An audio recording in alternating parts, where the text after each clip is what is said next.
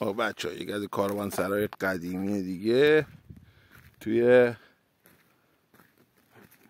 جاده یزد. خیلی هم جای قشنگ، جای باصفا، خیلی قدیمی ها ماشاءالله. حفارهای هم که هیچی به اینجا نداشتم، حیف به اینجا الکی بخواد اینطوری تخریب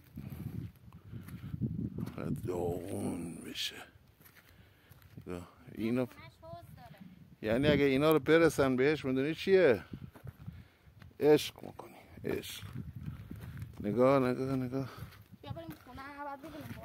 خیلی جای قشنگ. حالا گیاه های کبیریه. یه چی سنگ سفیدی داخلش حوزه، حوز لاستیکی. باله. بله بله. بیاین تو شما ببینید. قشنگه. اشیا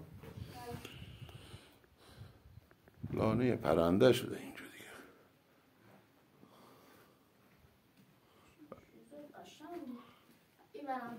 دیگه. یکی اینجا خیلی نگاه، اینجا حالت یه چاله‌ایه. نگاه، نزن من پایین. نگاه صدای اینجا رو، خدا صدای اینجا رو قشنگ زیر خالی ها. قشنگ این زیر خالیه. نگاه کنین قشنگ، نگاه صدا رو گوش کنین، شخص زیر خالیه. اینجا رو توجه کنین، نگاه این یک صدایه، این یک صدایه، قشنگ مشخص زیر خالیه. حواستون باشه این احتمال داره چاه باشه، اصلا این دریچه چاه اصلا مشخصه. نگاه کن چون سنگ گذاشتن، میبینی؟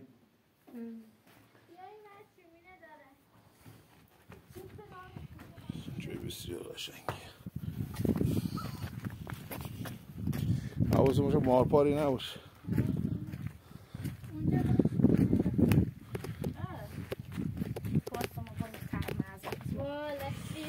حواستون باشه چایی فلانی.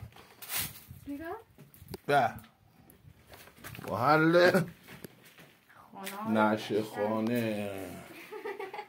خانها اینجا میشستن که هنه تاقچه ها رو نگاه کنین از وای وای وای زیبا زیبا.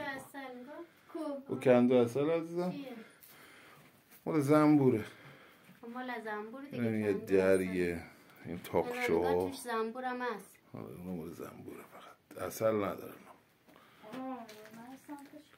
اومدن تا اینجا سوراخ کردن ببینن چیزی داره نداره. نه اینجا چیزی نیست، خراب نکنین، اینجا هیچی نیست. اینجا هیچ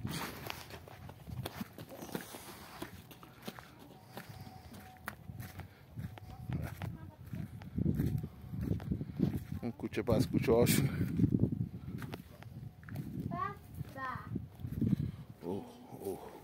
این چیشونه؟ این چیشونه؟ یک چیز داریم انگار. او چیه؟ این انگار مثلا برای حیوان ها بوده، شاید چیز میزه مثلا میریختن اینا. حالا اینجا آمدن آتیش کردن، ولی قضیه اینه. نگاه خیلی جای خوب.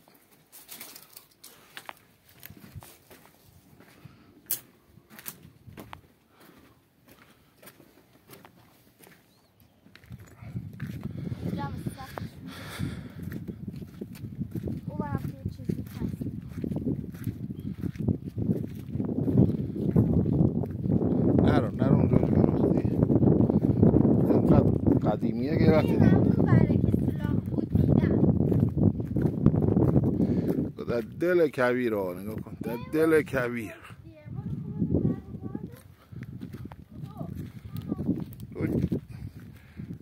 جدیده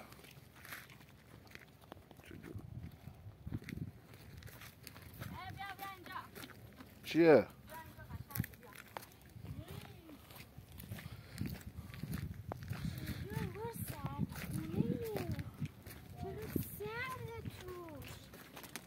اینجا اینجا اتاق خوابشه. اینجا یکم بهش رسیدن و ول کردن، آمدن ماشاءالله مشروب میخوردن.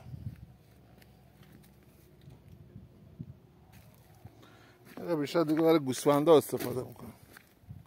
رها شده. این قدیمی نیست، این برش قدیمی. این برش نگاه تا جای لولکش گاز داره. حالا قضیه چی بوده؟ گاز اینجا داره. اینا رو نگاه چقدر خوشگلی، اینا خیلی قدیمی. اینا خیلی قدیمی، نگاه همش کبیر. بیاین ببینین اینجا همون اسفاکی که گفتم روبروی روستاش یک جاده خاکیه. اونو میای میرسه به این کاروانسرای. کاروانسرای هم بسیار قدیم. اون تنوره ها؟ بله. تنور قشنگه. تنور قدیمی. اینجا نان گذاشتن قشنگه. تنور قدیمی خیلی جای باحال. اینا تنورش هم اینجا خیلی جای باحال. اینجا حالت جای نونواییش بوده انگار. تنور خیلی جای قشنگه. بیا هیچ نیست بیا. این همون جایی که مثلا غذاشون رو درست میکردن، نونشون رو درست میکردن، حالت آشپزشون. اینجا رو باید برسین ها. اگه اینطوری باید تخریب بشه ها. نگاه کن. نگاه خدا شاهد، دیوار قدیمی نگاه کن. با اینکه چند سال خدا بگیره دیوار ما باشن هم ریخته.